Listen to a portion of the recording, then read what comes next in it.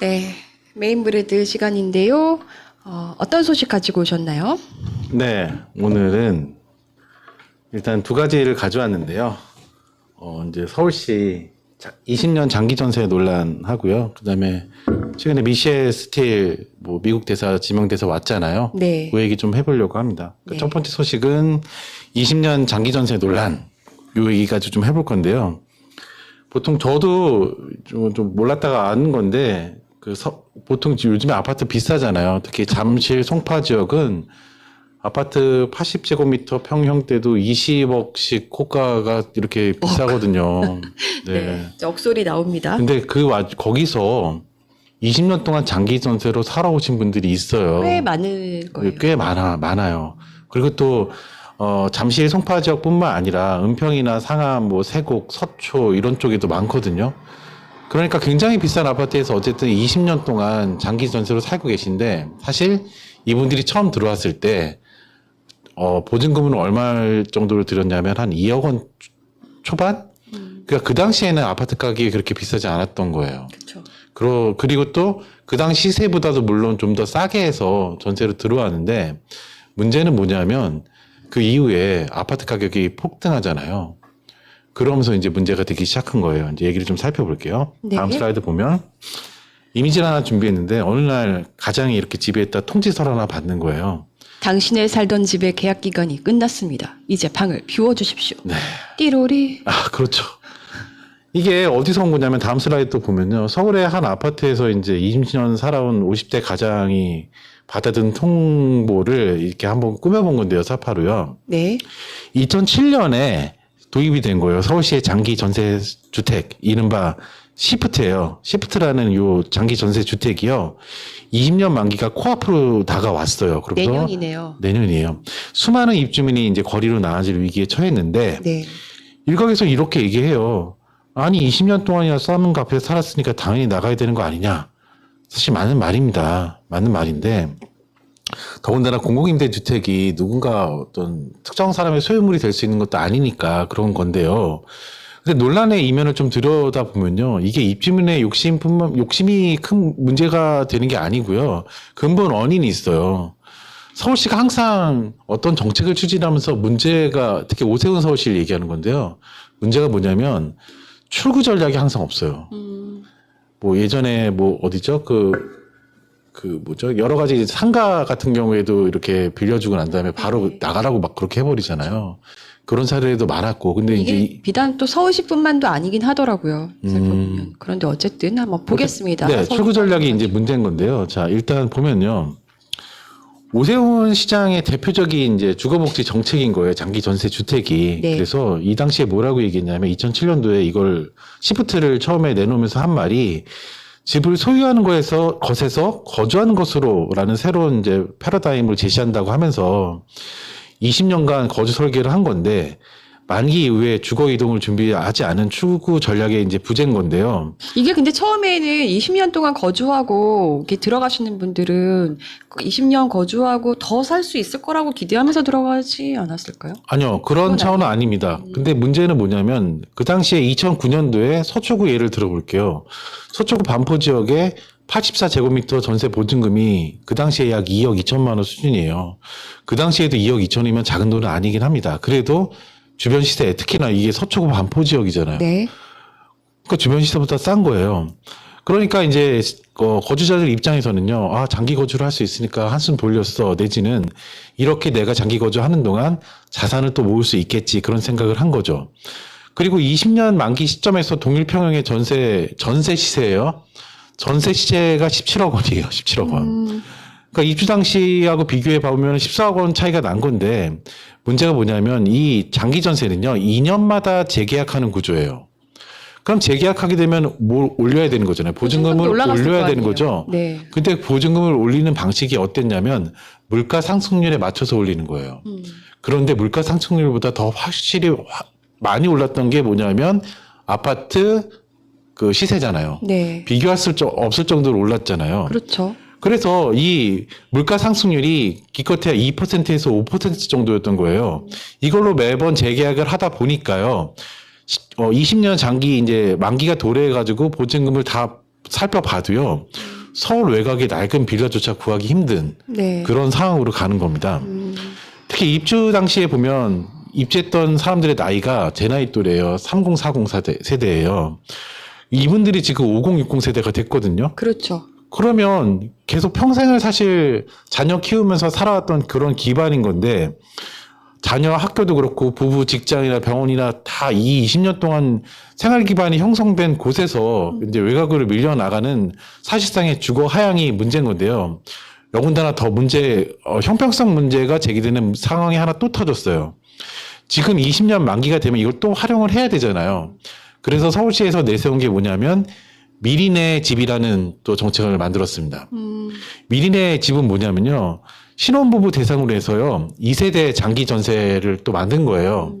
근데 1세대 때 없었던 20년 장기 전세가 1세대거든요. 이때 네. 없었던 어떤 정책을 하나 만들어요. 그게 뭐냐면 우선 매수 청구권이라는 걸 부여합니다. 우선 매수 청구권. 예, 그러니까 기간이 지난 다음에요. 집을 구매할 수 있게 해주는 거예요. 근데 1세대 때 20년 동안 살았던 사람들은 그냥 나가야 돼요. 근데 2세대에 살았던 사람들은 우선 청구권도 준대요. 그러니까 저는 이게 있을 줄 알았는데. 네. 예, 그러면 매수 청구권이 있을 줄 알았는데 그게 없는 거예요. 그러니까 기존 세입자한테는 퇴거를 요구하는 거죠. 그런데 신규 세입자한테는 내 집 마련의 기회를 주는 거예요. 이게 정책에 일단 모순이 있으니까 기존에 살던 사람들은 나는 형평성 문제 있는 거 아니야. 이렇게 논란이 커지기 시작한 겁니다. 아, 그러네요. 결국은 이게 서울시의 정책 단절 추구 전략 부재에서 비롯된 문제인 거예요. 네. 그래서 좀 살펴봤어요. 서울시가 계속 이렇게 추구 전략에 문제가 있었잖아요. 그래서 이게 그러니까 사실은 전략이 반쪽짜리였던 거죠, 시작부터. 네. 그냥 처음에 이렇게 우리가 이렇게 만들게라고 하는 것만 홍보하면서 인기 얻을 때만 좀 관심이 있었던 게 아닌가, 오세훈 씨가. 네. 그게 문제가 아니었나 싶거든요. 네. 그렇죠. 이제 일단은 앞서서 얘기했지만 이 추구 전략 부재라는 건 결국에는 이 나가는 것도 같이 생각해 줘야 되는 거거든요. 사실 형평성 문제를 보면요. 20년 동안 살았으니까 나가는 게 맞아요. 맞고 그다음에 이분들이 그만큼 그동안 수혜를 본 것도 맞아요. 그렇긴 한데 갑자기 나가라고 하는 상황들 그리고 또 1기와 2기의 정책이 다르기 때문에 문제가 생겼던 거잖아요. 그렇죠. 그런 것처럼 1기 보통 보면은 다른 서울시의 정책에서도 이런 출구 전략 문제가 계속 반복이 됩니다. 그래서 그런 사례들을 좀 살펴봤는데요. 일단 그 뉴타운, 1기 뉴타운하고 용산 참사 사례도 있어요. 1기 뉴타운 같은 경우에는요. 강북 지역에 대규모 아파트 단지를 바꾸려고 하는 개발 중심의 어떤 청사진을 가지고 추진한 정책이었는데 그 당시에 해당 지역에는요. 이미 저렴한 전월세에 의존하던 서민들, 사실 청년들이 더 많았겠죠. 그런 세입자들이 있었단 말이에요. 근데 그 사람들이 어떤 이런 아파트를 세우게 되면 순차적으로 어떤 철거 대책을 마련해 줘야 되잖아요. 네. 뭐 어디 살 집을 마련해 준다든지 순환 재개발 대책을 마련해 줘야 되는데 그냥 쫓아낸 거예요, 그냥. 그러다 보니까 3.4 문제는 지금까지도 네, 그렇죠. 이어지고 있죠. 그래서 보면 이분들이 이렇게 해서 어떤 문제가 생겼냐면 그 수도권 지역에 있죠. 수도권의 전세난이 가중되기 시작합니다. 그래서 이게 서울 전역에 또 퍼져요. 그런 이제 사회적 문제를 낳았고요. 특히 방금 말씀하셨던 용산 참사만 해도요. 상가 세입자들을 굉장히 밀어붙였잖아요. 그래서 결국에는 철거민 5명하고 경찰 1분이 이제 돌아가신 그런 용산 참사로 기결이 됐는데 이렇게 화려한 개발 계획하고 대비되게 세입자를 보호하는 대책이 부재가 됐기 때문에 이런 추구 전략 부재가 굉장히 비극을 만드는 그런 사례가 있었고요. 또 다음 슬라이드 볼게요. 모아타운 같은 문제도 있었어요. 또 신속통합기획. 이게 요즘에 서울시에서 계속 주거 문제 해결로 주장하는 게 뭐냐면 재증축이나 재건축 얘기를 계속하거든요. 그렇죠. 네. 근데 이게 사실 예전에도 오세훈 씨가 해왔던 그런 정책이에요. 그 대표적인 사례가 이제 모아타운인데, 이게 어떤 거냐면요. 빌라촌들이 서울에 많잖아요. 그러니까 그 빌라촌들이 일단 블록 단위로 묶어가지고요. 여기다가 지하 주차장도 만들고 공원도 갖춘 그런 아파트형 단지로 바꿔주는 그런 미니 뉴타운을 그런 구상인 거예요. 그래서 일단 재개발이 좀 어려운 지역들 네. 블록별로 묶어가지고 이거를 이제 그 미니 뉴타운으로 만들겠다. 네. 그런 건데 그러면 이제 기존에 살던 사람들은 사실 이런 생각을 하겠죠. 아, 이거 개발되니까 나한테도 사실 내가 여기 주인은 아니지만 전세를 살고 있으니까 뭐 거주권이라든지 이런 것들을 뭐 주지 않겠나, 뭐 아니면 뭐죠? 주택 매입권이라 주지 않겠나, 이런 장밋빛 희망을 갖게 되는데 절대 그렇지 않습니다. 이게 인허가 절차도 줄어들고 네. 굉장히 이제 그 개발 사업 기간이 단축되는 장점들을 서울시에서 내세우고 있지만 이 세입자들한테 결코 이롭지 않은 정책이더라고요. 그렇죠. 이게 뭐냐면요. 서울시에서 추진하는 부분도 있지만 대부분 어떻게 되냐면 조합을 만들어가지고 조합에서 추진하게 하는 거예요. 맞아요. 그러다 보니까 조합에서 뭐 어떻든 이 사람들을 받지 않아요. 뭐 그러다 보니까 이제 이주할 집들이 결국 없어가지고 계속 이제 문제가 발생했던 그런 사례인 거고요. 네. 그 다음에 다음 슬라이드 또 볼게요. 네. 그다음 청년 안심 주택이 또 있어요. 이거는 뭐냐면요. 서울시의 어떤 대표적인 또 이제 주거 복지 정책이었는데 이것도 출구 전략 부재의 대표적 사례가 됐어요.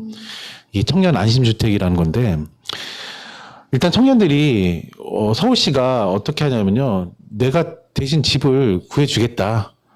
주인하고 직접 계약하는 게 아니라 서울시가 나서서 어떻게 이제 SH 공사가 서울주택공사가 있죠. 그걸 통해서 이제 집을 이제 대신 구해주는 중간다리 역할을 해주는 거예요. 그러면서 이제 좀 더 뭐 집을 저렴하게 구해준다든지 이런 식으로 홍보를 했는데 그러면 청년들 입장에서는 서울시라는 간판도 있고요. 그 다음에 이제 안심이라는 단어도 있으니까 철석같이 믿고 들어갈 거 아니에요. 그렇죠. 근데 알고 봤더니 이 주택 상당수가요. 민간 사업자가 짓고 운영하는 구조였던 거예요.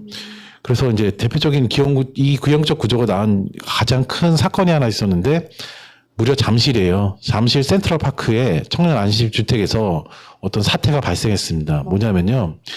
시행사가요. 작은 난으로요. 민간 임대 130가구에서 무려 238억 원 규모의 보증금 반환 위기가 발생한 거예요.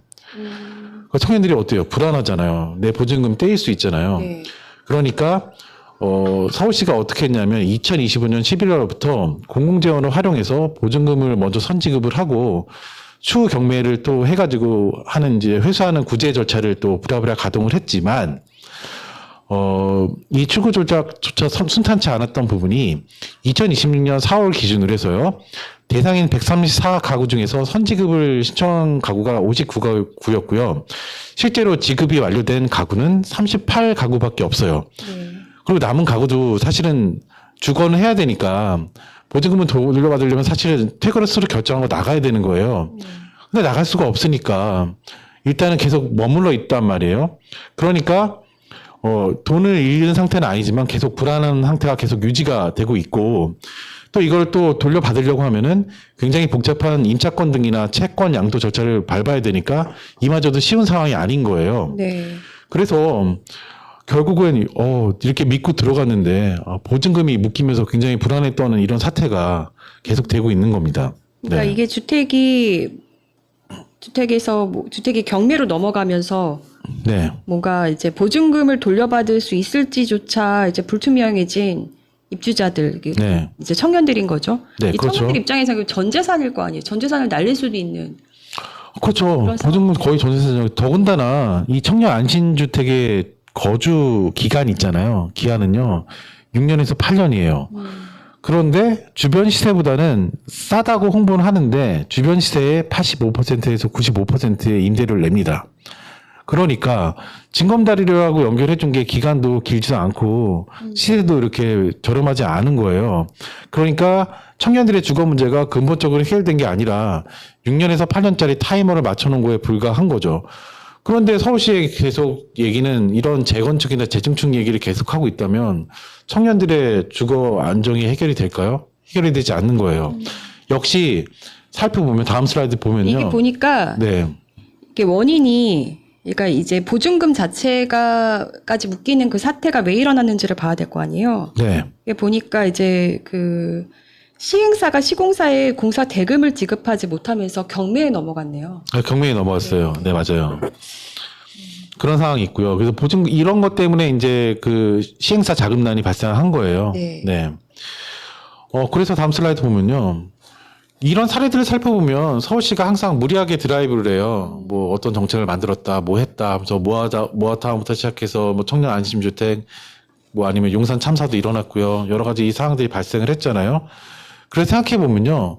정책을 만드는 것도 중요한데 더 중요한 지점이 있어요. 뭐냐면 퇴거 연장 이유. 그러니까 나갈 땐 어떻게 해줘야 될지 또 생각해줘야 되는 건데 그런 부분들이 없었다는 거예요. 근데 그게 없는 이유가 있을 겁니다. 제 오세훈을 보면요. 철학이라고는 없어요. 아, 그렇죠. 네, 철학이 부재하고 일단은 정말 시민들을 위해서 필요한 것들이 무엇일까를 생각하기보다는 내가 지금 당장 내 인기를 위해서는 뭘 해야 될지, 특히 그래서 그 시선이 또 기득권들한테 맞춰져 있잖아요. 네. 그러다 보니까 이런 일들이 발생하는 거라고 저는 봅니다. 그래서 일단은 언론 쪽에서 찾아봤더니 이제 부동산 전문가들은 이제 퇴거 연장 로드맵은 이렇게 형성된다고 얘기를 합니다. 그 첫 번째는 금융지원 연계를 해서 예. 보증금 마련이 어려운 가구에게는요, 전세자금 대출이나 보증 이사비를 지원해서 충격을 좀 완화해야 되고요.